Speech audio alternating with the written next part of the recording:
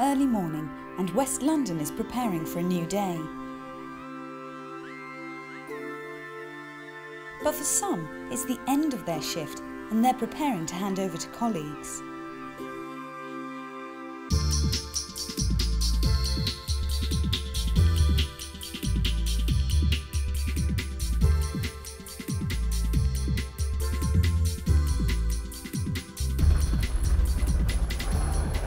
This is Charing Cross Hospital, founded in central London in 1818. It was officially opened at its present site in 1973. Now it has over 600 beds and treats more than 200,000 patients a year who come from the local community, the UK and beyond. But this is just part of the story. A couple of miles north is Hammersmith Hospital, here since 1905. And now a 405-bed hospital with an international reputation. And over 187,000 patients every year.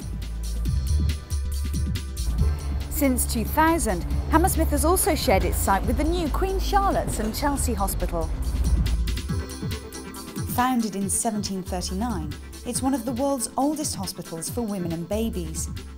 Approximately 5,000 babies are born here every year, some of whom need specialist care almost from the point of conception.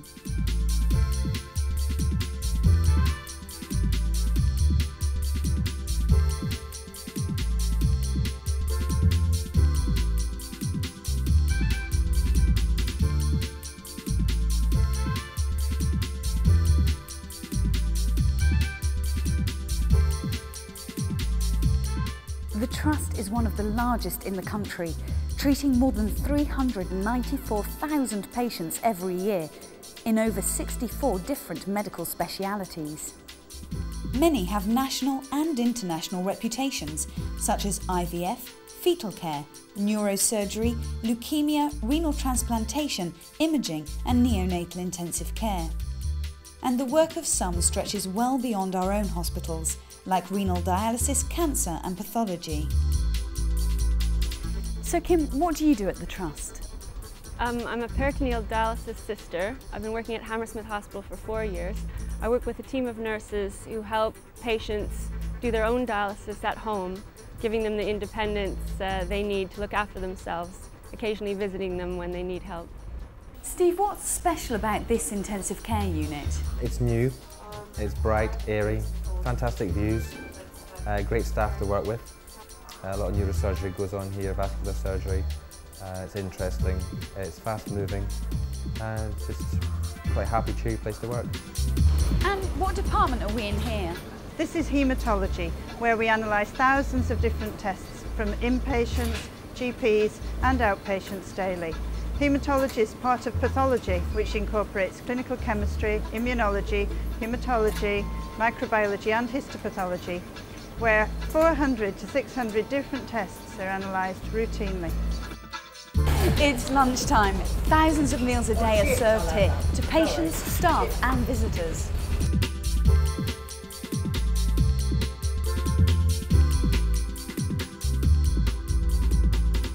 Gary Frost, people are increasingly aware of diet and nutrition.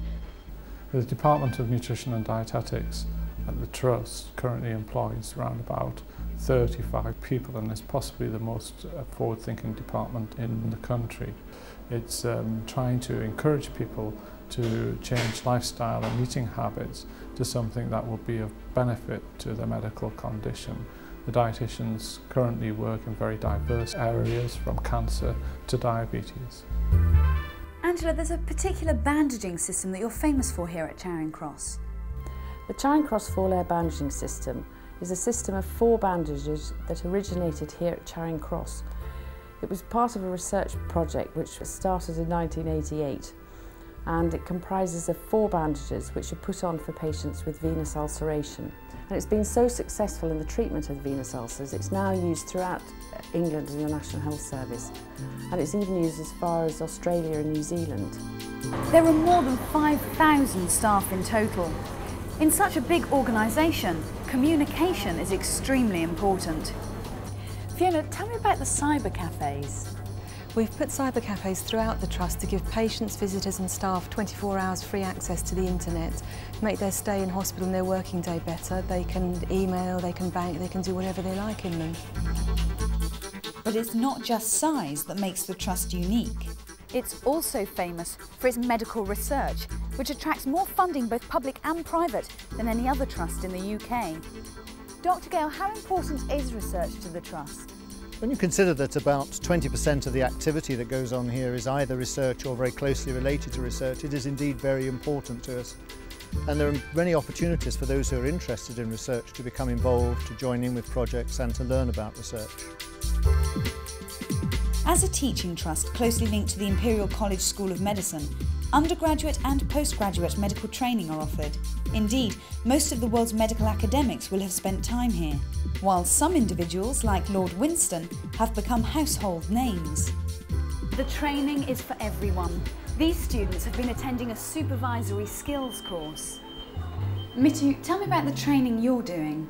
Well, I've just completed a 2-day course on how to conduct staff appraisals, and being a middle manager for the Trust, having quite considerable time constraints, I'm pleased that my line manager supported me coming here, and it shows that the Trust is dedicated to continual professional development.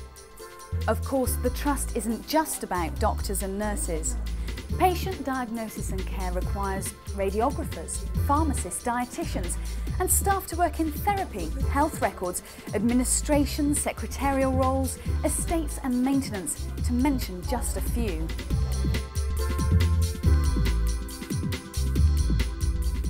You are now an employee of Hammersmith Hospitals.